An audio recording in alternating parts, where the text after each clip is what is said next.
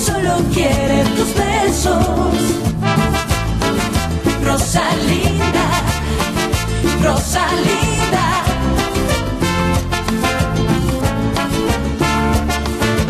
Rosalinda, ay amor. Gusto ko lang ding malaman mo na sa sitwasyon ngayon ng kapatid mo, baka hindi na siya makabalik sa dati niyang sigla. Anong ibig mo sabihin, Doktor? Siya ay magiging partially paralyzed o tuluyang mapaparalyzed na siya. Kasalanan mo kaya nakakaranas siya ng sakit ngayon. Ako, isa kang tinig para kay Alfredo. Kung hindi ka sana niya nakilala, masaya sana siya. Sabihin mo sa kanya na gusto kong maiwan yung anak ko kay Soledad at ibigay niya agad sa'yo. Hindi yon magiging ganun kadali, Fernando Jose.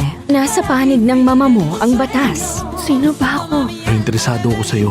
Ang tagal ko na naghahanap ng babaeng katulad mo. Papasikatin kita bilang artist ko. Andito kami para isama ng bata sa amin. Huwag niyo siyang kunin sa akin. Hindi! Kamukha niya nga. Sino naman? Yung babae na nakilala ko nung isang taon, si Rosalinda. Ba't yan ang tawag mo sa kanya? Yung kasi yung pangalan nung isa. Pero hindi siya yon. Hindi siya nakikinig. Pero kamukha niya talaga, Natalia. Kamukha niya talaga si Rosalinda. Sir, inaalok kita ng 200,000 para sa season. Sa totoo lang, 10 araw lang yun sa Colon Theater. Teka, Senyor Montesinos, ako... Hindi pa ba yun sapat? Magkano ba ang gusto mo? Teka, hindi to dahil sa pera. Interesado talaga ako sa Buenos Aires, pero... Pero ano bang pumipigil sa'yo, Fernando Jose? Kailangan kong bumalik sa Mexico. Hindi ko matutuloy ito. Aalagaan mo siya ngayon? Pero mahirap ang gusto mong gawin. Sabi ni Senyora Valeria, wala na siyang pag-asa dahil matigas ang ulo niya. Eh bakit ka nandito? Mahal ko si Alfredo.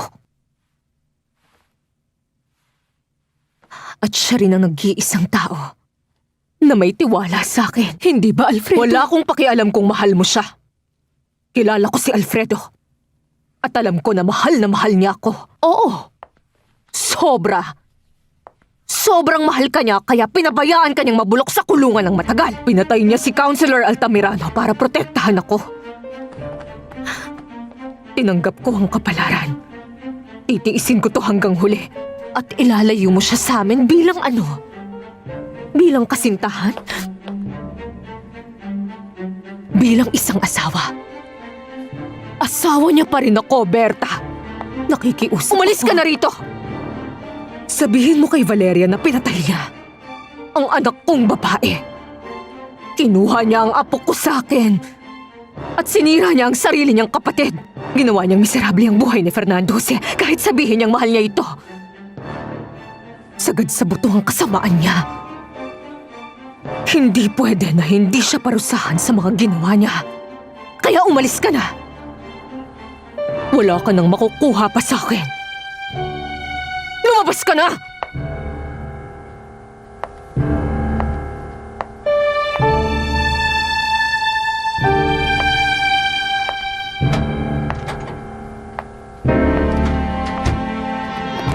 Kaming dalawa ni Fedra nagpaplano na kami magpakasal.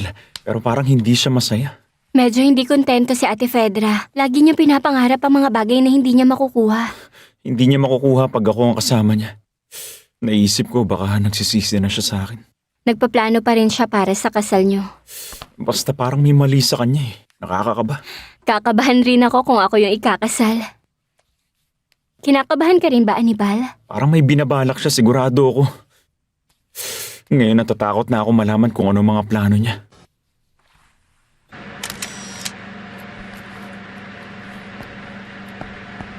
Gusto mo suklayan ko muna siya? Hindi, hayaan mo.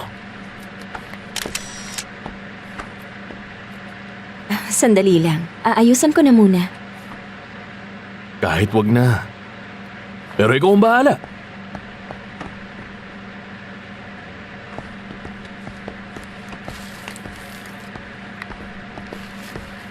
Pakihawakan mo.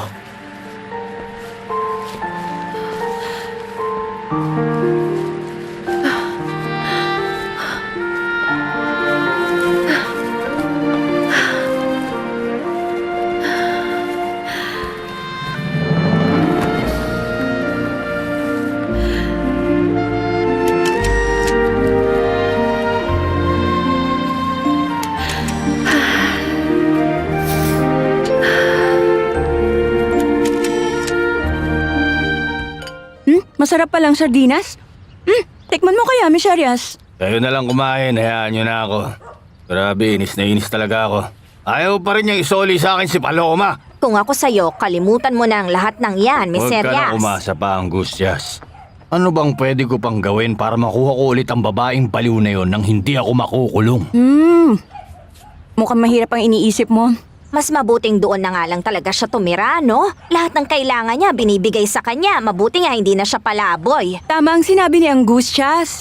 Umasenso na siya. Para na siyang prinsesa doon sa bahay na yun, Miss Ay, Arias. tama na nga kayong dalawang chismosa. Tigilan nyo na nga tong si Miss Arias, pwede ba? Ay, naku. Wala akong pakialam sa sinasabi ng dalawang chismosang yan. Manimaho ang sanina, gamita ang pangontra sa baho nga Surf Sun Fresh Powder. Tama ang sinabi ni Angustias. Umasenso na siya. Para na siyang prinsesa doon sa bahay na yun, Miss Ay, Arias. tama na nga kayong dalawang chismosa. Tigilan nyo na nga tong si Miss Arias, pwede ba? Ay, naku. Wala akong pakialam sa sinasabi ng dalawang chismosang yan. Akin si Paloma. At kahit anong mangyari, gagawa ako ng paraan para makabalik siya dito. Sana bumalik na si Fernando Jose para makuha na natin ang bata. Babalik din ang bata. Sigurado ako. Ayaw niya talaga mapunta sa babaeng yan ng anak niya. Huwag kang mag-alala, Lucy. Pag nakabalik na dito si Fernando Jose, wala na ang bata roon. Kailangan na natin siyang makuha agad. Pero sinong gagawa niyan? Ako. Ako ang gagawa nun. Kukuhanin ko ang bata kay Valeria Altamirano. Kakampi niya ang batas, kaya alam niyang panalo siya. Meron din akong hawak na alas sa kanya. At pag ipinakita ko yun sa kanya, matatalo na lang siya at para na lang siyang kuting na walang laban. Bakit? Anong meron ka? Sekreto ko na yon, Lucy. Hindi mo talaga pwedeng sabihin. Hindi. Ayokong may ibang gagawa. Ako mismo ang kikilos. Gusto ko ako ang bida sa kwento kaya ako ang kukuha. Sa akin lang dapat ang utang na loob niya. Para saan? Pwede ba wala ka nang pakialam doon, Lucy? Alam mo namang ayokong ikwento sa ibang mga plano ko. Sigurado ako na kinuha niya na si Alfredo sa oras na to. Pagdating ko sa ospital, nandun na si Soledad Romero para maiuwi niya na si Alfredo. Saan niya daw dadalhin? Sigurado ako dun sa tenement. Isipin niyo, si Senyor Alfredo titira doon. Alam mo, sa totoo lang, doon naman talaga siya nababagay. Pero senyora, Mukhang mas gusto naman niya ang babae na yon, di ba? Di sa kanya na lang siya sumama. ayos ka lang ba, Alfredo? May kailangan ka ba? Hindi. Gusto ko lang magpasalamat sa lahat. Salamat. Pasensya ko na kung istorbo ako. Huwag mong sabihin yan. Hindi ka istorbo. Para saan pang pamilya kung hindi tayo magtutulungan? Pero, mas mabuti nang iwan kita kay Soledad. Tandaan mo lang, nandito lang kami kung kailangan mo ng tulong.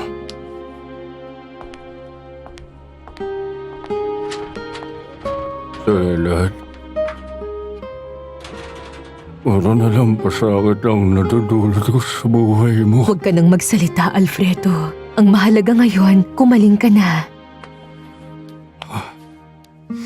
Parang galing ako sa impyerno.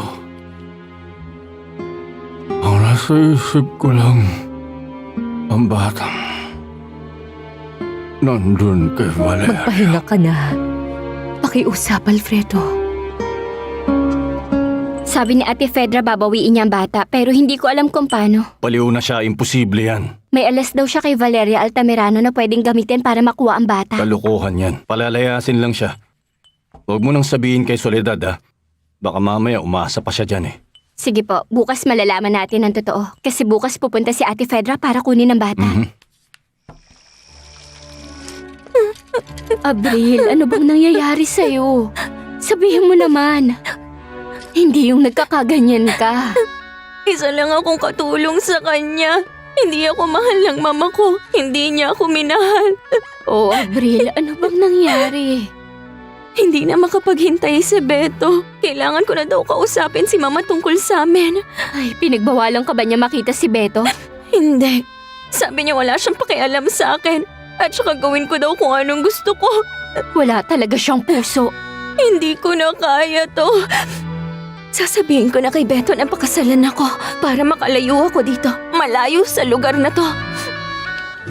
Sa ngayon, siguradong alam na nung supladang si Valeria Altamirano na ako na ang magiging legal na manugang niya ngayon. At paano mo naman napilit si Abril na sabihin ng relasyon yung dalawa sa mama niya na boss niya rin?